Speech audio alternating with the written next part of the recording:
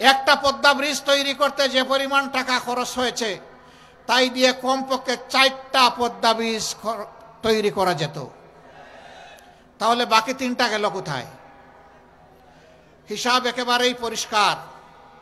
বিদেশের টাকা দিয়ে যারা দেশের টাকা দিয়ে যারা বিদেশে বেগমপাড়া গঠন করেছেন তারাই এই টাকা চুরি করেছে। কিন্তু চুরের মার বড় গলা। কুষ্টিয়া অবশ্য এটা বলে না। কুষ্টিয়া কি বলে যে চুরের মার বড় গলা? কুষ্টিয়া কি মাঝে মধ্যে গরু চুরি হয়? সারা বাংলাদেশে হয়, আমাদের ওদিকেও হয়েছে। গরিব এক গেরস্তের একবার 2টি বলদ চুরি হয়েছে। তিনি খবর পেয়েছেন অমুক গ্রামের চুররা তার বলদ চুরি করে নিয়ে গেছে। সেখানে গিয়ে তিনি দেখেও আসলেন তার বলদ 2টা ওখানে একজন চুরের হেফাজতে আছে। গরিব মানুষ, এই 2টা বলদই তার জীবনের সম্বল। এই দিয়ে অন্যের জমি চাষ করে যা পান তার পরিবারের খোরাক যুগে। তিনি কিছু টাকা জোগাড় করলেন, বুঝলেন যে এমনি এমনি ছেড়ে দেবে না। গেছেন চুরের বাড়ির এলাকায়, গিয়ে শুনলেন যে চুরের বৃদ্ধ মা জীবিত আছে। ওই বাড়িতে গিয়ে নিজের পরিচয় না দিয়েই বললেন যে আমি আপনার একজন সন্তান, আপনি আমাকে সাহায্য করেন। তো জিজ্ঞেস করলেন তুমি কিভাবে আমার সন্তান হও? বলে আমি আপনার সন্তানের মতোই একজন।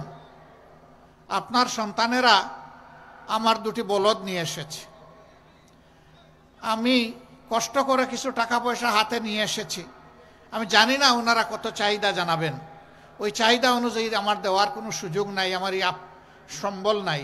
আমি ধার দেনা করে কিছু টাকা এনেছি, আপনি যদি মা হিসাবে আমাকে একটু সাহায্য করতেন। ওই মহিলা বলতেছে বাবা এখন তো পায়ে ধরে মা বলতেছো, আমার সন্তানটা যদি গরুর রশি সহ ওখানে দড়া খাইতো 2-4টা কি কম দিতা? তখন তো পিঠের উপরে সবগুলো একসাথে বসাইয়া দিতা। এমনকি অনেক জায়গায় তো গণপিটুনিতে জীবনও যায়। তখন যেমন তুমি কোনো কমতি করতা না, এখন পুরা হিসাব করে দিয়ে যাও এটা যারা চায়। এরাই বলে চুরের মার বড় গলা। এরা বিভিন্ন প্রকল্প থেকে কন্ট্রাক্টর নিয়োগ করেছে নিজের দলের লোকদেরকে, দিয়ে বলেছে বেটা তুমি যদি আমার দলের না হতা এটা পেতা না, যেহেতু তুমি পেয়েছো এতটুকু আমার আর এতটুকু তোমার, এরপরে যা পড়ো কাজ করো। প্রত্যেকটা প্রকল্পে এই কাজ করেছে। আমি আর মামু মিলে কারবার চালাইছি, এর বাইরে যায়নি। এইভাবে তারা দেশটাকে ফুকলা করেছে, ব্যাংকগুলাকে শেষ করে দিয়েছে। সবচাইতে শক্তিশালী ব্যাংক ছিল এদেশের আপামর জনগণের ব্যাংক ছিল, জাতি ধর্ম বর্ণ নির্বিশেষে ব্যাংক ছিল ইসলামী ব্যাংক বাংলাদেশ লিমিটেড। ডাকাত এস আলমকে লেলিয়ে দিয়ে ভাগ বাটুরা করে সেই ব্যাংকটাকে শেষ করে দিয়েছে। আমরা শুনেছি এই ব্যাংকের টাকা চুরি করেছে শেখ হাসিনার বোন শেখ রেহানা, একই পরিবার। এখন এই চুরির দায়ে তারা লন্ডনেও ধরা খেয়েছে। শেখ হাসিনার বোনের মেয়ে সেখানে সংসদ সদস্য এবং ভাগ্যক্রমে তিনি হয়েছিলেন মন্ত্রীও। এখন তিনি দুর্নীতির দায়ে সেখানে দুর্নীতি দমন কমিশন তাকে জিজ্ঞাসাবাদ করছে। এটা বাংলাদেশ এবং জাতির জন্য লজ্জা। আমাদের লজ্জা হলে কি হবে? ওদের কোনো লজ্জা নেই। ওদের কাছে সম্পদ এবং টাকাই বড় কথা। অথচ তারা বলতেন মা হারিয়েছি, বাপ হারিয়েছি, ভাই হারিয়েছি, সব হারিয়েছি, এদেশে আমার পাওয়ার কিছু নাই, আমার কলিজা আমার হৃদয় বাংলাদেশের জন্য। কথা খুব সুন্দর, কিন্তু তিনি ছাড়া তার পরিবারের জীবিত কোনো সদস্য বাংলাদেশে থাকতেন না। তিনি ছাড়া তার পরিবারের কোনো সদস্য, তার ছেলে, তার বোনের মেয়ে এবং ছেলে, তাদের জন্য বাংলাদেশের কোনো ছেলে এবং মেয়ে তাদের পছন্দ হয় নাই। 2জন বিয়ে করেছে, 2জন খ্রিস্টান মেয়ে, একজন বিয়ে করেছে একটা ইহুদি ছেলেকে, কোনো অসুবিধা নাই, তারাও মানুষ। তো বাংলাদেশকে এত ভালোবাসেন, 2-1টা মেয়ে ছেলে এখানে ভালোবাসতে পারলেন না। এই তাদের ভালোবাসার নমুনা। বাংলাদেশ ছিল তাদের ইনকাম সোর্সের জায়গা, আর তাদের কলিজা ছিল বিশ্বের অন্য জায়গায়। এই দেশের প্রতি তাদের দুঃখ দরদ থাকবে না, এটাই স্বাভাবিক। বলবেন তা গেল শেখ পরিবারের ব্যাপার, তাদের তো আরো অনেক এমপি ছিল, মন্ত্রী ছিল। খোঁজ নিয়ে দেখেন সবগুলার ছেলে মেয়ে এখন বিদেশে, পরিবার বিদেশে। কোথায়? বেগমপাড়ায়। কেন? তারা এই দেশকে যদি ভালোবাসতো তাইলে এই দেশেই তারা থাকতো, এই দেশের উন্নয়নে তারা অবদান রাখত। বাংলাদেশের শিক্ষাকে শেষ করে দিয়েছে। শেষ করবে না কেন? তাদের কোনো সন্তান তো এই দেশে লেখাপড়া করে না। কাজেই এই দেশের শিক্ষা এবং শিক্ষা প্রতিষ্ঠানের প্রতি তাদের দরদ থাকার কোনো প্রশ্নই ওঠে না। তিলে তিলে এই দেশের শিক্ষাকে ধ্বংস করে জাতির মেরুদণ্ডটা ধ্বংস করে ফেলেছে। এরপরে কষ্ট করে গরিবের সন্তানেরা এই দেশে থাকে, যেটুকু পারে নিজের মেধা দিয়ে সংগ্রাম করে একটু ভালো রেজাল্ট করে, কিন্তু রেজাল্ট করার পরে তার কাঙ্ক্ষিত আর কোনো চাকরি জুটে না, ছেলেরও জুটে না, মেয়েরও জুটে না। কৌটার জালে বন্দি। কোনো দেশে দুনিয়ায় নিয়ম নাই। শতকরা 56 জন চলে যাবে কৌটায়, 44 জন যাবে মেধায়। সেই মেধায় হিসাব করা হবে কোনটা কোনটা আমাদের দলের। আওয়ামী লীগ যেটা করবে না, নিঃশর্ত আনুগত্য স্বীকার করবে না, তাদের কোনো চাকরির জায়গা বাংলাদেশে নাই। এই বৈষম্যের বিরুদ্ধেই আমাদের সন্তান সন্ততিরা রাস্তায় নেমেছিল। তারা বলেছিল কোটার সংস্কার করো, বিলুপ্তি নয়। মুক্তিযোদ্ধা পরিবারকে আমরা সম্মান দেখাতে চাই, আরো কিছু পিছিয়ে পড়া গোষ্ঠীকেও আমরা সম্মান দেখাতে চাই, কিন্তু সেইটা হবে ন্যায্যতার ভিত্তিতে। আমরা অন্যায় কিছু মেনে নেব না। আর 18 সালের গুছা করে আন্দোলনের পরে বললেন যা, আর কোনো কোটাই রাখবো না। আবার কায়দা করে আদালতের মাধ্যমে পুরা কোটা আগের মতো ফিরিয়ে নিয়ে আসলেন। ছাত্র সমাজ বুঝলো যে তাদের সাথে এটা ধোঁকাবাজি করা হয়েছে, তাই এবার তারা আন্দোলনে নেমেছিল। তাদের ধারণা ছিল জামাতে ইসলামীকে ক্ষতি করেছে, এদেশের সেনাবাহিনীর ক্ষতি করেছে, এদেশে হেফাজতে ইসলামের অসংখ্য মানুষকে, হুফাজকে, আইতামকে খুন করেছে, সবগুলা হজম করে ফেলেছে। এখন ছাত্রদেরকে হজম করতে পারবে। এই জন্য মুগর বাহিনী আর গুলিয়ার বন্দুক দিয়ে তাদের বিরুদ্ধে আন্দোলন দমনের জন্য পাঠিয়েছিল। ক্ষমতার শেষ দিন পর্যন্ত জিজ্ঞেস করেছিল যে এই আন্দোলন কিভাবে দমন করতে হবে। বাহিনী প্রধানগণ জবাব দিয়েছিলেন কয়েক লক্ষ মানুষকে খুন না করলে এই আন্দোলন দমন করা যাবে না। বলেছিল কয়েক লক্ষ নয়, কোটিও যদি খুন করতে হয় তাও তোমরা এই আন্দোলন দমন করো।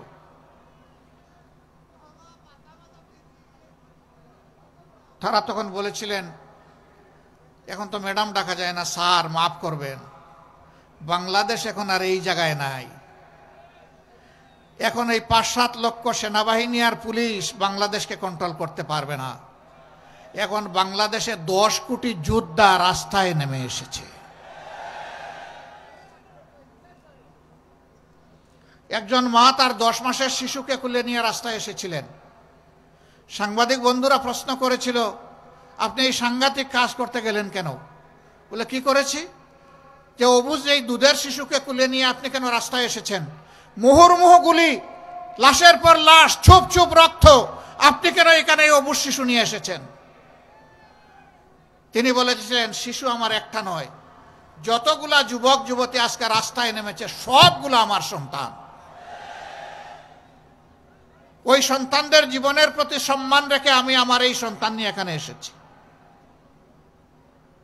সাংবাদিক ভাইয়েরা আবার প্রশ্ন করেছে গুলি এসে যদি আপনাকে আর আপনার সন্তানের জীবন প্রদীপ নিভিয়ে দেয় তখন কি হবে? তিনি বলেছেন আমি আমার সন্তান শহীদের মিছিলে শরীক হয়ে যাব। 7 বছরের একটা শিশু, সে হাতে ইটের টুকরো নিয়ে পুলিশকে তেড়ে যাচ্ছে। যুবকরা তাকে ধরে এনে বলেছে এই তুমি এটা কি করছো? বলে যে আমাকে আমার কাজ করতে দিন। তুমি কি কাজে এখানে এসেছো? আমি আন্দোলন করতে এসেছি। কেন তুমি এই ছোট্ট শিশু আন্দোলন করবে? বলে যে পুলিশ আমার ভাইকে খুন করেছে। কে তোমার ভাইকে? বলে শহীদ আবু সাইদ আমার ভাই। তোমার বাড়ি কি রংপুর, পীরগঞ্জ? বলে না, আমার বাড়ি ঢাকায়। তাহলে ও তোমার ভাই হয় কেমনে? বলে যে ও আমার ভাই হবে না তো কে হবে? যে মানুষের মুক্তির জন্য রাস্তায় নেমে জীবন দিয়েছে সেই আমার ভাই। তুমি যাও আন্দোলন আমরা করব। ঝাড়ি মারে বলে ছাড়েন মিয়া, আপনি সরেন, আমি আমার আন্দোলন করব। That was Bangladesh and that was movement. কেন? এই 10 মাসের শিশু আন্দোলনে শরীক হয়ে গেল, এই 7 বছরের শিশু কেন শরীক হলো, এই মা কেন আসলেন? এর কারণ ছিল যে এরা শুধু বিরোধী দলের উপর, আলেম উলামার উপর নির্যাতন করে নাই, এরা 18 কোটি মানুষের উপর নির্যাতন করেছে। 18 কোটি মানুষকে বেইজ্জত করেছে, তাদের সম্পদ লুণ্ঠন করেছে, সিন্ডিকেট করে বাজার মূল্যের অগ্নিমূল্য তারা চালু করে দিয়েছিল, যে সিন্ডিকেট এই সরকারে সে এখনো ভাঙতে পারেনি। আমরা জিজ্ঞেস করি যে আপনারা ভাঙতে পারেন না কেন? যে আপনাদের দোষ। আর আমাদের কি দোষ? বলে যে সিন্ডিকেটের হাত বদল হয়ে গেছে, আগে যাদের কাছে ছিল এখন আরেক দল এটা তাদের হাতে তুলে নিয়েছে। আমরা সরকারকে বলেছি এই সিন্ডিকেটের বিরুদ্ধে আপনাদেরকে যুদ্ধ ঘোষণা করতে হবে, এই সিন্ডিকেটের হাত আপনাদেরকে ভেঙে দিতে হবে। 18 কোটি মানুষের উপর আর অর্থনৈতিক শোষণ চালানো যাবে না। এই সিন্ডিকেটের বিরুদ্ধে আপনারা নামুন, আপনাদের সাথে 18 কোটি মানুষ নামবে ইনশাল্লাহ। কেন দ্রব্যের এত মূল্য? উৎসস্থলে তো এত দাম পায় না আমার কৃষক, অনেক জায়গায় তার উৎপাদিত মূল্যের উৎপাদন খরচটা পর্যন্ত পায় না, অনেকে হাহাকার করে। তার কারণ হলো ঘাটে ঘাটে চাঁদাবাজি। এই চাঁদাবাজি তো আগে ছিল, 5 আগস্টের পরে কুষ্টিয়ায় আর কোনো চাঁদাবাজি নাই। কুষ্টিয়া এখন চাঁদাবাজ মুক্ত, ঠিক আছে না? না, এখনো চাঁদাবাজি চলে। তাহলে এতগুলা মানুষের জীবনের প্রতি আমরা কি সম্মান দেখালাম? আপনারা কি আবার চাঁদাবাজি এই দেশে চলতে দিতে পারেন? আপনারা সমর্থন করেন? আগে দখলদারি ছিল, ফুটপাত থেকে শুরু করে সব কিছু দখলে চলে গেছিল। এখন তো আর দখলদার নাই, এখনো আছে। এই চাঁদাবাজি দখলদারি মুক্ত বাংলাদেশ আমরা গড়তে চাই। বলবেন তার প্রমাণ কি? আপনারা যে পারবেন, তার প্রমাণ হচ্ছে আমাদের কর্মীরা চাঁদাবাজিও করে না, দখলবাজিও করে না। আমরা সেই দল যাদের শীর্ষ 11 জন নেতাকে খুন করা হয়েছে বিচারের নামে প্রহসন করে। কাউকে দেওয়া হয়েছে ফাঁসি, আর কাউকে জেলের ভিতরে মৃত্যুর কুলে ঠেলে দেওয়া হয়েছে। সর্বশেষ আমাদের থেকে বিদায় নিয়েছেন কোরআনের পাখি আল্লামা দিলওয়ার হোসেন সাঈদী। শহীদ মৌলানা মতিউর রহমান নিজামীর সহকর্মীদেরকে এভাবেই নির্মমভাবে হত্যা করা হয়েছে। মিথ্যা মামলায় সাজানো, আদালতে পাতানো সাক্ষী দিয়ে। এখন মামলার বাদীরা এবং সাক্ষীরা বলছে যে যারা আমাদেরকে জোর করে সেদিন এই মামলা দায়ের করিয়েছিল এবং সাক্ষী দিয়েছিল, এখন তাদের বিরুদ্ধে আমরা মামলা করব। এটাই আল্লাহর খেলা। তুইজ্জু মান তাশাউ ওয়া তুযিল্লু মান তাশাউ বিয়াদিকাল খায়র ইন্নাকা আলা কুল্লি শাইইন কাদির। আল্লাহ ইজ্জত দেওয়ার মালিক, ইজ্জত কেড়ে নেওয়ার মালিক। আল্লাহ বাংলাদেশে আরো অনেক কিছু দেখাবেন ইনশাআল্লাহ। আমার সম্মানিত ভাইয়েরা, আমাদের এতগুলা সন্তান জীবন দেয়নি যে বাংলাদেশে এখনো চাঁদাবাজি চলবে। এতগুলা সন্তান জীবন দেয়নি যে এখনো দখলদারি চলবে। এতগুলা সন্তান জন্ম দেয়নি এখনো ভাগ বাটুরা করে সর্বত্র ঘুষ বাণিজ্য চলবে, এমনকি মামলা বাণিজ্যও চলবে। এর জন্য আমাদের সন্তানেরা জীবন দেয়নি। 34,000-এর ঊর্ধ্বে আমাদের সন্তানেরা জীবনের তরে পঙ্গু হয়ে গিয়েছে। 500-র উপরে 2টি চোখ হারিয়ে অন্ধ হয়ে গিয়েছে। এ বিশ্বের সৌন্দর্য আর তারা কখনো দেখবে না। মায়ের মুখটাও তারা দেখতে পারবে না, স্ত্রীর মুখ দেখতে পারবে না, সন্তানের মুখ দেখতে পারবে না। তাদের চোখের আলো নিভে গেছে। 750-র মতো এক চোখ হারিয়ে আরেক চোখের ঝুঁকিতে আছে। কয়েকশো সন্তান আমাদের প্যারালাইজ হয়ে হাসপাতালের বেডে পড়ে আছে, যাদেরকে মেরুদণ্ডে গুলি করা হয়েছিল। কয়েক হাজার হয় হাত হারিয়েছে, না হয় পা হারিয়েছে। এতগুলো মানুষের প্রতি, জীবনের প্রতি, রক্তের প্রতি, লাল রক্তের প্রতি গাদ্দারি করা চলবে না। এই রক্তের আমানত রক্ষা করতে হবে, সম্মান দেখাতে হবে। তাই আমাদের সন্তানদের স্লোগান ছিল মাত্র একটা, উই ওয়ান্ট জাস্টিস। আমরা সর্বক্ষেত্রে ন্যায় বিচার চাই, আমরা বৈষম্য চাই না। আমরা আমাদের সন্তানদেরকে, গর্বের সন্তানদেরকে কথা দিচ্ছি, তোমরা যেমন জীবন দিয়ে জাতিকে আরেকবার স্বাধীনতা এনে দিয়েছ, আমরা প্রয়োজনে জীবন দিয়ে তোমাদের দাবি পূরণ করব ইনশাআল্লাহ। আল্লাহ যেন ওই তৌফিক আমাদেরকে দান করেন। আমরা একটা সাম্যের বাংলাদেশ গড়তে চাই। আমরা এই দেশে আর কোনো মাইনরিটি মেজরিটি এই কথা শুনতে চাই না। কিসের মেজরিটি আর মাইনরিটি? বাংলাদেশে যারাই জন্মগ্রহণ করবেন তারা সকলেই ধর্ম বর্ণ নির্বিশেষে এই দেশের গর্বিত মর্যাদাবান নাগরিক। রাষ্ট্রের সংবিধান সকলকে সমান অধিকার দিয়েছে। আল্লাহর সংবিধানও তাদেরকে সমান অধিকার দিয়েছে। আধুনিক রাষ্ট্রের প্রথম সংবিধান হচ্ছে মদিনার সনদ। এই মদিনা সনদের 1 থেকে 5 নম্বর ধারা পর্যন্ত প্রত্যেকটি হচ্ছে সকল ধর্মের মানুষের অধিকার সংরক্ষণের সনদ। সেখানে পরিষ্কার বলা হয়েছে ধর্মের ভিত্তিতে কোনো নাগরিকের অধিকারকে বিভক্ত করা যাবে না। এই রাষ্ট্রে সকল নাগরিকের জীবন, সম্পদ এবং ইজ্জত সম্পূর্ণ নিরাপদ। এই রাষ্ট্রে সকল ধর্মের মানুষ নিজ নিজ ধর্মীয় আচার অনুষ্ঠান পালন করবেন অত্যন্ত নির্বিঘ্নে, নিরাপত্তার সাথে। কেউ কারো উপর হাত দিতে পারবে না, দুঃসাহস দেখাবে না। এই দেশে সকল ধর্মের মানুষ তাদের নিজ নিজ ধর্ম পালনে কোথাও বাধার সম্মুখীন হবে না। ইসলামের ধর্ম কারো উপর জোর করে চালানো যাবে না। পরিষ্কারভাবে এই সনদে এগুলো বর্ণিত আছে। সেই রাষ্ট্রে বলা হয়েছে তাদেরকে নির্বিঘ্নে ব্যবসা করতে দিতে হবে। যদি তাদের কাউকে বাইরের কেউ আক্রমণ করে, মুসলমানদের দায়িত্ব হবে তাদের পক্ষ নিয়ে লড়াই করা। আমরা সেই বাংলাদেশ চাই। আমরা সকল ধর্মের ভাইদেরকে বলি, যারা ধর্মের বিভাজন তৈরি করে মেজরিটি মাইনরিটি, তারাই আপনাদেরকে 53 বৎসর বড় কষ্ট দিয়েছে। আপনারা চিন্তা করে দেখুন, আমাদের দলের কেউ এই অপকর্মে জড়িত নাই, অথচ দোষ দেয় আমাদের ঘাড়ে। কোথাও কিছু হলেই যত দোষ নন্দঘোষ, সব করেছে জামাতে ইসলামী, কিন্তু আখের গিয়ে আর খুঁজে পায় না, প্রমাণ করতে পারে না, একটাও প্রমাণ করতে পারে নাই। সম্মানিত ভাইয়েরা, তারা নারী পুরুষের ব্যবধান এনে আমাদেরকে বলে জামাতে ইসলামী ক্ষমতায় গেলে এই দেশে মহিলারা বিপদে পড়বে। কেন বিপদে পড়বে? মহিলার তো মায়ের জাতি, আমরা তো তাদেরকে মায়ের মতো সম্মান করতে চাই, সম্মান করি। এর প্রমাণ আমাদের পরিবারের সদস্যবৃন্দ, তারা লেখাপড়া করে, তারা পেশাগত দায়িত্ব পালন করে, তারা সামাজিক দায়িত্ব পালন করে, তারা রাজনৈতিক দায়িত্ব পালন করে। আমি একটা ক্ষুদ্র মানুষ, আমিও তার প্রমাণ। আমার স্ত্রী একজন সংসদ সদস্য ছিলেন, তিনি একজন চিকিৎসক, তিনি রোগের সেবা করেছেন।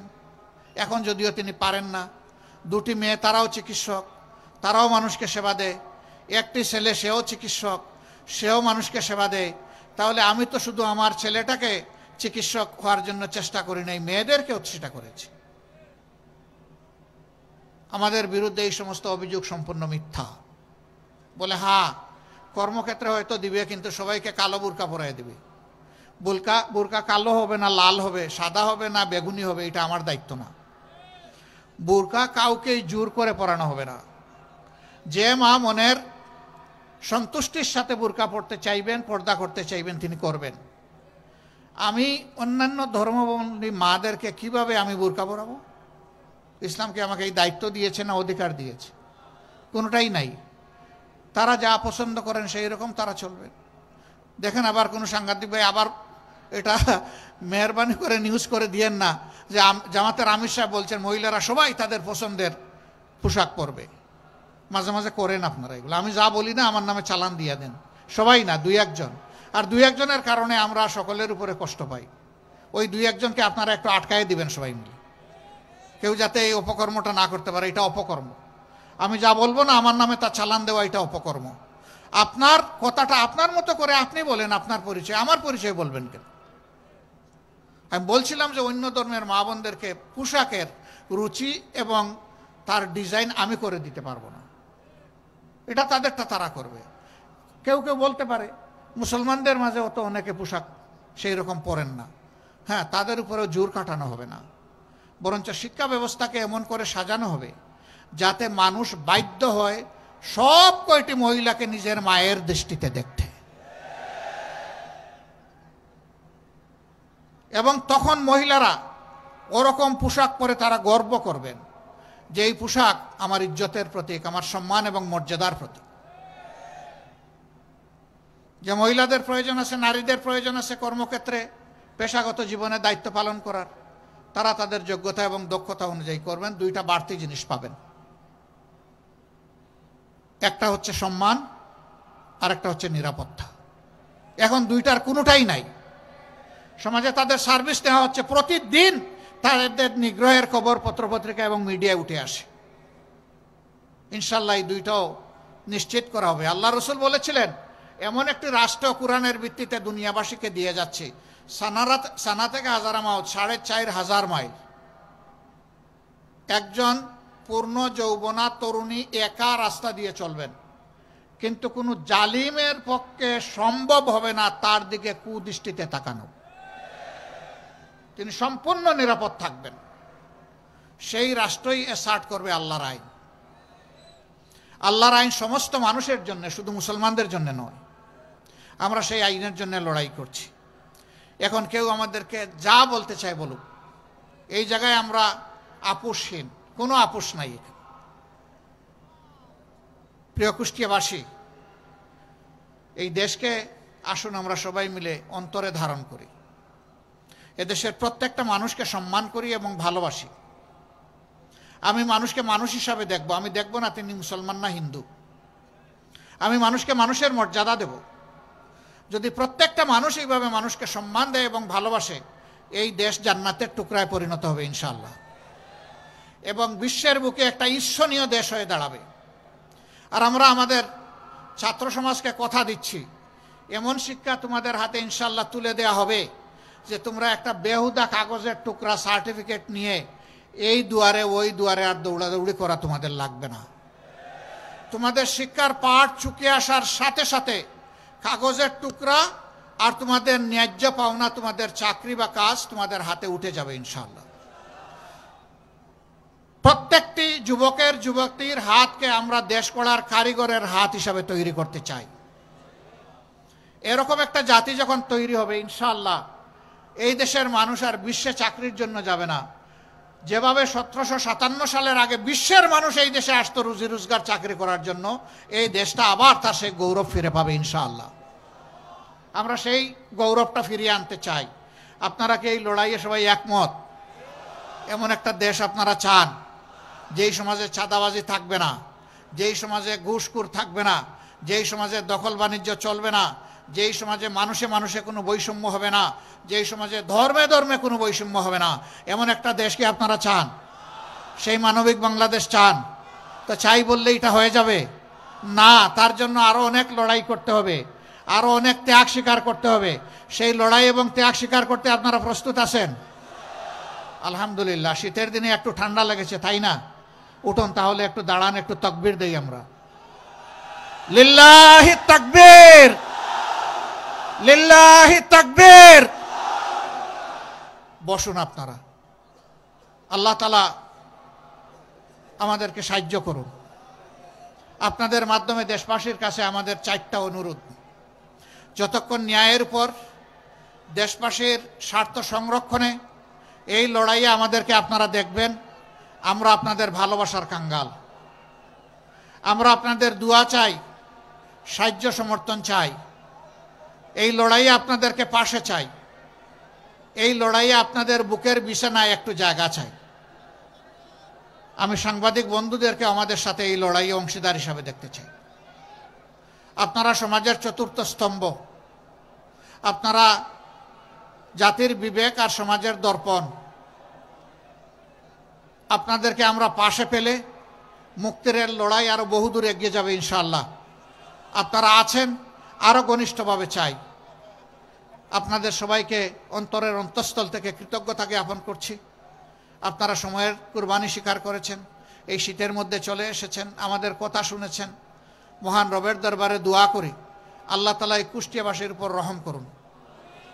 এই কুষ্টিয়ার ইজ্জত মর্যাদা সম্মানকে আল্লাহ বৃদ্ধি করে দিন। আল্লাহ তাআলা বাংলাদেশের উপর শান্তির ফয়সালা নাজিল করুন। বাংলাদেশের আকাশে যতগুলা কালো চিল ঘোরাঘুরি করতেছে, সবগুলা কালো চিলের ডানা আল্লাহ নিজেই ভেঙে দিন এবং এই দেশকে সকল ধরনের ষড়যন্ত্র থেকে আল্লাহ রক্ষা করুন। সবাইকে আবারও কৃতজ্ঞতা, ধন্যবাদ। আল্লাহ হাফিজ। বাংলাদেশ জিন্দাবাদ। বাংলাদেশ জামাতে ইসলামী জিন্দাবাদ। আসসালামু আলাইকুম ওয়া রাহমাতুল্লাহি ওয়া বারাকাতুহু।